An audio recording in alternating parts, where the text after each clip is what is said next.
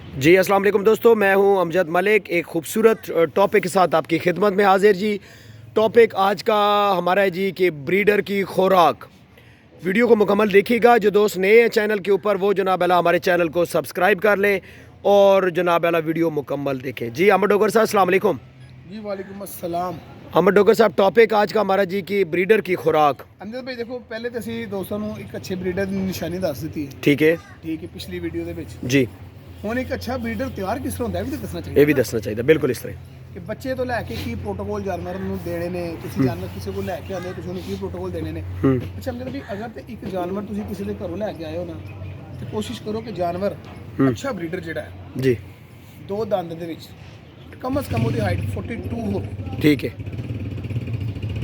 ਆਈ repeat, ਦੋ ਦੰਦ ਦੇ ਵਿੱਚ ਹਾਈਟ ਕਮ ਸੇ ਕਮ 42 ਹੋਵੇ। ठीक है ਫਿਰ ਹੀ ਇਹਦਾ ਮਤਲਬ ਹੈ ਕਿ ਅੱਛੇ ਬਲੱਡ ਦੇ ਵਿੱਚੋਂ ਆ ਰਿਹਾ ਨੇ, ਦੁੱਧ ਪੂਰਾ ਪੀਤਾ ਨੇ। ठीक है ਠੀਕ ਹੈ, ਜਦੋਂ ਤੁਸੀਂ ਉਹਨੂੰ ਆਪਣੇ ਘਰ ਲੈ ਕੇ ਆਉਂਦੇ ਹੋ, ਉਹਦਾ ਘਰ ਲਿਆਉਣ ਤੋਂ ਪਹਿਲਾਂ ਜਿਹੜਾ ਪ੍ਰੋਟੋਕੋਲ ਹੈ ਵੇ, ਅਗਰ ਤੇ ਤੁਹਾਡੇ ਕੋਲ ਖੁੱਲੀ ਜਗ੍ਹਾ ਤੇ ਕੋਸ਼ਿਸ਼ ਕਰੋ ਜਿਹੜਾ ਜਾਨਵਰ ਬਾਹਰੋਂ ਤੁਸੀਂ ਲਿਆਉਂਦੇ ਹੋ ਉਹਨੂੰ ਪਹਿਲਾਂ 1 2 4 5 ਦਿਨ ਜਿਹੜਾ ਹੈ ਨਾ ਆਪਣੇ ਜਾਨਵਰਾਂ ਤੋਂ ਥੋੜਾ ਹਟਾ ਕੇ ਰੱਖੋ, ठीक है ਤਾਂ ਕਿ ਅਗਰ ਉਹਨੂੰ ਖੁਦਾ ਨਾ ਖਾਸਾ ਕੋਈ ਬਿਮਾਰੀ ਹੈ ਤਾਂ ਉਹ ਓਪਨ ਹੋ ਜਾਏਗੀ ਬਿਮਾਰੀ ਉਹਦੀ। ਜੀ, ਠੀਕ ਹੈ। 2 4 5 ਦਿਨ ਦੇ ਵਿੱਚ।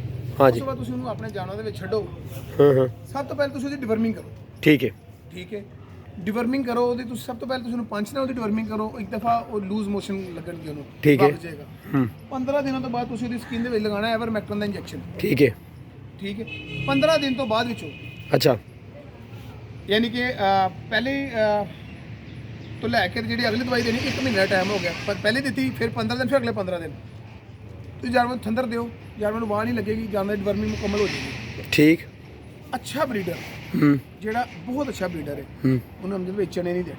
ठीक है अच्छा ਸੀਕ੍ਰੇਟ ਗੱਲ ਹੈ। अच्छा ਉਹਨੂੰ ਚੱਲਣੇ ਨਹੀਂ ਦੇਣੇ। ਤੁਸੀਂ ਉਹਨੂੰ ਸਿਰਫ ਗੰਦਮ ਤੇ ਤਿਆਰ ਕਰਨਾ ਹੈ। अच्छा ਗੰਦਮ ਤੇ ਤੁਸੀਂ ਤਿਆਰ ਕਰੋਗੇ ਤੁਹਾਡਾ ਜਾਨਵਰ ਠੋਸ ਹੋਏਗਾ। नाल दूध ਮੈਂ ਦੱਸ ਰਿਹਾ ਹਾਂ, जी ਸਵੇਰ ਟਾਈਮ ਤੁਸੀਂ ਆਪਣੇ ਜਾਨਵਰ ਨੂੰ ਸਬਜ਼ ਚਾਰਾ ਦਿਓ ਜਿੰਨਾ ਖਾਂਦਾ ਹੈ। ਬਾਹਰ ਬੱਕਰੀਆਂ ਦੀ ਵੀ ਜਾਂਦਾ ਹੈ, ਬਾਹਰ ਲੈ ਜਾਓ, ਬਾਹਰ ਚਰਾਈ ਕਰੇ। हाँ हाँ ਚਰਾਈ ਕਰਕੇ ਵਾਪਸ ਆਂਦਾ, ਉਹਨੂੰ ਅਲੱਗ ਬੰਨ ਕੇ 1 ਕੇਜੀ ਤੁਸੀਂ ਉਹਨੂੰ ਗੰਦਮ ਦੇ ਦਿਓ। ठीक है ਗੰਦਮ ਦੇ ਵਿੱਚ ਅਮਜਦ ਭਾਈ ਕਮ ਸੇ ਕਮ ਜਿਹੜਾ ਨਾ 50 ਗ੍ਰਾਮ ਤੋਂ ਲੈ ਕੇ 80 ਗ੍ਰਾਮ 100 ਗ੍ਰਾਮ ਤੱਕ ਮੇਥਰੇ ठीक है ਉਹ ਤੁਸੀਂ ਉਹਨੂੰ ਲਾਜ਼ਮੀ ਦੇਣੇ ਨੇ। ब्रीडर नु ਬਰੀਡਰ ठीक ਮੇਥਰੇ ਤੁਸੀਂ ਲਾਜ਼ਮੀ ਦੇਣੇ।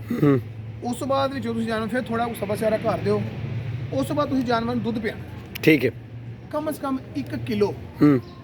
ਠੀਕ ਹੈ, ਫਿਰ ਤੁਸੀਂ ਬੱਕਰੀ ਉਹਦੇ ਕੋਲੋਂ ਕਦੋਂ ਕ੍ਰਾਸ ਕਰਵਾਉਣੀ? ਜਦੋਂ ਤੁਹਾਡਾ ਜਾਨਵਰ 4 ਦੰਦ ਹੋ ਜਾਏ ਤੁਸੀਂ ਉਹਦੇ ਕੋਲ ਬੱਕਰੀਆਂ ਕ੍ਰਾਸ ਕਰਾਉਣੀ ਸਟਾਰਟ ਕਰ। ठीक है ਕੋਸ਼ਿਸ਼ ਇਹ ਕਰੋ ਕਿ ਤੁਸੀਂ ਇੱਕ ਬਰੀਡਰ ਦੇ ਕੋਲੋਂ 4 ਦਫਾ ਮਾਲੀ ਲਵੋ। ਅੱਛਾ। ਮਾਲੀ ਤੋਂ ਮੁਰਾਦ ਕਿ ਤੁਸੀਂ ਅਗਰ ਆਪਣੇ ਮਤਲਬ ਫਾਰਮ ਤੇ ਰੱਖਿਆ ਹੈ, ਇੱਕ ਬਰੀਡਰ ਦੇ ਕੋਲੋਂ ਤੁਸੀਂ 4 ਦਫਾ ਬਰੀਡ ਲੈ ਲਵੋ। ठीक है ਉਸ ਤੋਂ ਬਾਅਦ ਤੁਸੀਂ ਬੇਸ਼ੱਕ ਬਰੀਡਰ ਚੇਂਜ ਕਰ।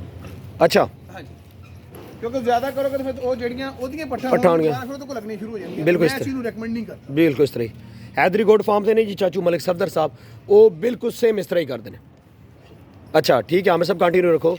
अच्छा दुध जड़ा आमिर साहब ये मझ का पियाना चाहिए या गां का? ਅਮਜਦ ਭਾਈ ਦੇਖੋ, ਅਗਰ ਮੱਝ ਦਾ ਪਿਓਗੇ ਤਾਂ ਭਾਰਾ ਹੋ ਜਾਏਗਾ, ਮੋਟਾ ਹੋ ਜਾਏਗਾ ਤੁਹਾਡਾ ਜਾਨਵਰ। ठीक है ਠੀਕ ਹੈ, ਗਾਂ ਦੇ ਵਿੱਚ ਜਿਹੜਾ ਨਾ ਫੈਟ ਲੈਵਲ ਥੋੜਾ ਐਜ਼ ਕੰਪੇਅਰ ਟੂ ਭੈਂਸ ਥੋੜਾ ਘੱਟ ਹੈ। ਗਾਂ ਦਾ ਪਿਆ ਦੇ ਤਾਂ ਬਹੁਤ ਬਿਹਤਰ ਹੈ, ਨਾਲੇ ਉਹ ਹਜ਼ਮ ਜਲਦੀ ਹੋ ਜਾਂਦਾ ਹੈ। जी ठीक ਤੇ हो ਜੇ गया। ਅਗਰ ਤੁਸੀਂ ਆਪਣੀ ਕਿਸੇ ਬੱਕਰੀ ਦਾ ਕਿਲੋ ਚੋ ਕੇ ਬੱਕਰੇ ਨੂੰ ਪਿਆ ਦਿਓ ਤੇ वो तो फिर क्या ही बात है। ਫਿਰ ਵੈਲ ਐਂਡ ਗੁੱਡ। ਦੂਸਰਾ, ਤੁਸੀਂ ਆਪਣੇ ਬੱਕਰੇ ਦੇ ਕੋਲੋਂ ਬੱਕਰੀ ਕ੍ਰਾਸ ਕਰਾਣੀ ਹੈ 4 ਦਿਨ ਤੋਂ ਬਾਅਦ ਵਿੱਚੋਂ ਇੱਕ ਦਿਨ ਦੇ ਵਿੱਚ ਇੱਕ ਬੱਕਰੀ ਕ੍ਰਾਸ ਕਰਵਾਣੀ ਹੈ। ਵੀਕਲੀ ਤੁਸੀਂ ਇੱਕ ਬੱਕਰੇ ਕੋਲੋਂ 3-4 ਤੋਂ ਵੱਧ ਬੱਕਰੀਆਂ ਕ੍ਰਾਸ ਨਹੀਂ ਕਰਵਾਉਣੀਆਂ। अच्छा ਲੋਕੀ ਕੀ ਕਰਦੇ ਨੇ 5-5 4-4 ਹਜ਼ਾਰ ਰੁਪਏ ਲੈ ਕੇ ਬੱਕਰੀਆਂ ਕ੍ਰਾਸ ਕਰਦੇ, ਉਹ ਕਰਾਈ ਜਾਂਦੇ ਨੇ।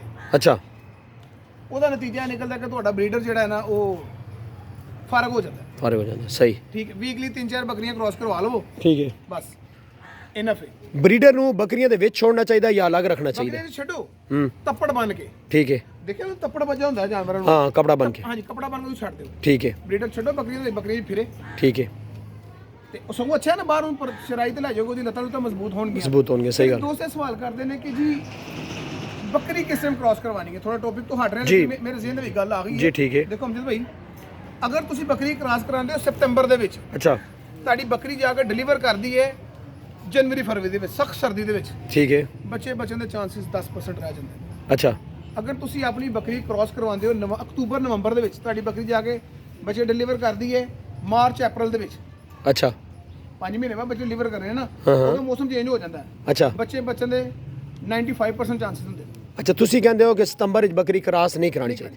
ਮੈਂ ਰეკਮੈਂਡ ਨਹੀਂ ਕਰਦਾ। ठीक है ਐਟਲੀਸਟ अच्छा लेकिन अगे चल के मौसम थोड़ा जा बेहतर नहीं हो जाता? हमजे भाई देखो सितंबर, हाँ एक महीना सितंबर ਦਾ ਹੋ ਗਿਆ। हाँ जी ਅਕਤੂਬਰ, हाँ ਨਵੰਬਰ, ਦਸੰਬਰ ਤੇ ਜਨਵਰੀ। जनवरी सख्त सर्दी, ਜਨਵਰੀ ਪੀਕ ਦੀ ਸਰਦੀ पीक की ਹੁੰਦੀ ਹੈ। सर्दी होती, ठीक है। ਤੁਸੀਂ ਚੰਗੇ ਭਲੇ ਬੱਚੇ ਬੰਦ ਕਰਕੇ ਜਾਂਦੇ ਹੋ, ਸਵੇਰੇ ਆਉਂਦੇ ਹੋ ਆਕੜੇ ਹੁੰਦੇ। सितंबर ਦੇ ਐਂਡ ਤੇ ਕਰਾ ਲਓ, ਅਕਤੂਬਰ ਦੇ ਫਸਟ ਹਫਤੇ ਚ ਕਰਾ ਲਓ, ਇਹ ਵੀ ਕੋਸ਼ਿਸ਼ ਕਰੋ ਕਿ ਨਵੰਬਰ ਚ ਕ੍ਰਾਸ ਕਰੋ। ਅੱਛਾ ਬਰੀਡਿੰਗ ਵਾਸਤੇ ਬੜਾ ਬੈਸਟ ਮੌਸਮ ਚੱਲ ਰਿਹਾ ਹੈ ਜਿਹੜਾ ਨਾ ਹੁਣ। ਅੱਛਾ ਦਸੰਬਰ ਤੁਸੀਂ ਨਵੰਬਰ ਹੀ ਕ੍ਰਾਸ ਕਰਾਈ। ਦਸੰਬਰ, ਜਨਵਰੀ, ਫਰਵਰੀ, ਮਾਰਚ, ਅਪ੍ਰੈਲ ਚ ਬੱਕਰੀ ਨੇ ਡਿਲੀਵਰ ਕੀਤਾ। ਠੀਕ ਹੈ ਨਾਰਮਲ ਮੌਸਮ ਅੱਗੋਂ ਗਰਮੀਆਂ ਨਹੀਂ ਸ਼ੁਰੂ ਹੋਈ ਤੇ ਗਰਮੀਆਂ ਦੇ ਬੱਚੇ ਬਚ ਜਾਂਦੇ ਨੇ, ਮਰਦੇ ਨਹੀਂ ਸ਼ਾਮੇ ਬਹਿ ਜਾਂਦੇ ਨੇ। ਜੀ ਜ਼ਬਰਦਸਤ ਸਰਦੀਆਂ ਕਿੱਥੇ ਸੇਵ ਕਰੋਗੇ ਤੁਸੀਂ? ਜੀ ਜ਼ਬਰਦਸਤ। ਇਸ ਤੋਂ ਇਲਾਵਾ ਇਸ ਵੀਡੀਓ ਦੇ ਵਿੱਚ ਕੁਝ ਹੋਰ ਤੁਸੀਂ ਐਡ ਕਰਨਾ ਚਾਹੁੰਦੇ ਹੋ ਬਰੀਡਰ ਤੇ? ਅਮਜਦ ਭਾਈ ਦੇਖੋ ਫਿਰ ਉਹੀ ਗੱਲ ਆ ਗਈ, ਬਰੀਡਰ ਲੈਣਾ ਹੈ, ਨਸਲੀ ਲੈਣਾ ਹੈ, ਫਾਰਮ ਤੋਂ ਲੈਣਾ ਹੈ। ਬੱਕਰੀ ਅਗਰ ਤੁਹਾਡੀ ਥੋੜੀ ਨਾਰਮਲ ਵੀ ਹੈ ਨਾ, ਤੁਹਾਡਾ ਬਰੀਡਰ ਬਹੁਤ ਅੱਛਾ ਹੈ ਨਾ, ਤੁਹਾਡੀ ਬੱਕਰੀ ਅੱਛੇ ਬੱਚੇ ਪੈਦਾ ਕਰ ਜਾਏਗੀ। ਠੀਕ ਹੈ। ਅਗਰ ਤੁਹਾਡਾ ਬਰੀਡਰ ਮਾੜਾ ਹੈ, ਬੱਕਰੀ ਤੁਸੀਂ ਕੋਈ 5-7 10 ਲੱਖ ਰੁਪਏ ਦੇ ਲਈਏ, ਮਿੱਟੀ ਹੋ ਗਿਆ ਕੰਮ। ਬਰੀਡਰ ਜਦੋਂ ਵੀ ਖਰੀਦੋ ਫਾਰਮ ਤੋਂ ਖਰੀਦੋ। ਦੂਸਰਾ ਮੇਨ ਚੀਜ਼, ਕਦੀ ਵੀ ਜਾਨਵਰਾਂ ਦੀ ਕ੍ਰੋਸ ਨਾ ਕਰਾਓ। Cross ਸਮਰਾਦ I mean to say, ਮੱਖੀ ਸੀਨੇ ਕੋਲੋਂ ਅੰਮ੍ਰਿਤਸਰੀ ਬੱਕਰੀ ਕ੍ਰੋਸ ਨਾ ਕਰਾਓ। ਅੱਛਾ ਅੰਮ੍ਰਿਤਸਰੀ ਬੱਕਰੇ ਕੋਲੋਂ ਕ੍ਰਾਸ ਕਰਾਓ। ਠੀਕ ਹੈ। ਰਾਜਨਪੁਰੀ ਬੱਕਰੇ ਕੋਲੋਂ ਕ੍ਰਾਸ ਕਰਾਓ। ਮੱਖੀ ਜੀਨੀ ਬੱਕਰੀ ਕਿਉਂਕਿ ਅਮਜਦ ਭਾਈ ਨਸਲ ਦੀ ਖੂਬਸੂਰਤੀ ਜਿਹੜੀ ਹੈ ਨਾ, ਉਹ ਆਪਣੇ ਰੰਗ 'ਚ ਅੱਛੀ ਲੱਗਦੀ। ਆਪਣੇ ਰੰਗ 'ਚ ਅੱਛੀ ਲੱਗਦੀ, ਸਹੀ ਗੱਲ ਹੈ। ਹੁਣ ਇਹ ਦੇਖੋ ਨਾ, ਇਹ ਬੱਕਰਾ ਦੇਖੋ, ਇਹਦਾ ਮੂੰਹ ਦੇਖੋ, ਇਹਦੇ ਸਿੰਗ ਦੇਖੋ, ਇਹਦੇ ਕੰਨ ਦੇਖੋ। ਅਲਹਮਦੁਲਿਲਾ ਇਹ ਫਿਊਚਰ ਬਰੀਡਰ ਬਹੁਤ ਅੱਛਾ ਹੈ। ਇਹ ਜੇ 4 ਦਾ ਦੇ, ਠੀਕ ਹੈ, ਲੇਕਿਨ ਬਹੁਤ ਅੱਛਾ ਬੱਕਰਾ ਹੈ ਜੀ ਦੋਸਤੋ ਵੀਡੀਓ ਦਾ ਇਖਤਤਾਮ ਕਰਦੇ ਜੀ। ਮਿਲਦੇ ਹਾਂ ਨੈਕਸਟ ਖੂਬਸੂਰਤ ਵੀਡੀਓ ਦੇ ਨਾਲ। ਤੁਸੀਂ ਕਿਸੇ ਵੀ ਟੌਪਿਕ ਦੇ ਉੱਤੇ ਡਿਸਕਸ਼ਨ ਕਰਵਾਉਣਾ ਚਾਹੁੰਦੇ ਹੋ, ਤੁਹਾਡੇ ਜ਼ਿਹਨ 'ਚ ਕੋਈ ਸਵਾਲ ਆ ਰਿਹਾ, ਤੁਸੀਂ ਚਾਹੁੰਦੇ ਹੋ ਕਿ ਅਸੀਂ ਤੁਹਾਡੇ ਕਹਿਣ ਦੇ ਮੁਤਾਬਿਕ ਵੀਡੀਓ ਬਣਾਈਏ, ਤੁਸੀਂ ਸਾਨੂੰ ਕਮੈਂਟ 'ਚ ਲਾਜ਼ਮੀ ਕਰੋ। ਅਸੀਂ ਇਨਸ਼ਾਅੱਲਾ ਤੁਸੀਂ ਆਪਣਾ WhatsApp ਨੰਬਰ ਦਿਓ ਨਾ। ਜੀ ਅਗਰ ਕਿਸੇ ਦੋਸਤ ਨੇ ਕਿਸੇ ਟੌਪਿਕ ਤੇ ਵੀਡੀਓ ਬਣਾਉਣੀ ਹੋਵੇ ਜੀ, ਜਾਂ ਕਿਸੇ ਦੋਸਤ ਕੋਈ ਅੱਛੇ ਐਨੀਮਲ ਨੇ, ਠੀਕ ਹੈ, ਉਹ ਤੁਹਾਡੇ ਨਾਲ WhatsApp ਤੇ ਰਾਬਤਾ ਕਰ ਲਿਆ ਜੀ। ਬਿਲਕੁਲ, ਮੇਰਾ WhatsApp ਵੀ ਲਿਖੋ ਜੀ 0300 9811 893। ਲਾਹੌਰ ਦੇ ਵਿੱਚ ਜਿਹੜੇ ਦੋਸਤ ਨੇ ਜਨਾਬ ਰਾਬਤਾ ਕਰ ਸਕਦੇ हैं। ओवरऑल जनाब अल्लाह इंशाल्लाह वीडियोज़ बनती रहती हैं। मुलाकात होगी जी नेक्स्ट खूबसूरत जी वीडियो के नाल। वीडियो अच्छी लगे लाइक शेयर ज़रूर करना जी। टॉप क्लास ਇਹ ਦੋ ਦੰਦ 45 ਹਾਈਟ ਹੈ ਦੀ, 2 ਦੰਦ 45, ਕੀ ਬਾਤ। ਇਸ ਤੋਂ ਵੱਧ ਕੀ ਬਰੀਡਰ ਹੋਵੇ? ਸਿੰਘ ਦੇਖੋ, ਕੰਨ ਦੇਖੋ, ਨਕੋੜਾ ਦੇਖੋ, ਰੂਪ ਰੰਗ ਦੇਖੋ, माशाल्लाह। ਹੁਣ ਇਸ ਤੋਂ ਵੱਧ ਕਿੱਥੇ ਬਰੀਡਰ ਜਾਣੋ? जी बिल्कुल इस तरह जी। वीडियो के अख्ताम जी रब सोने के हवाले।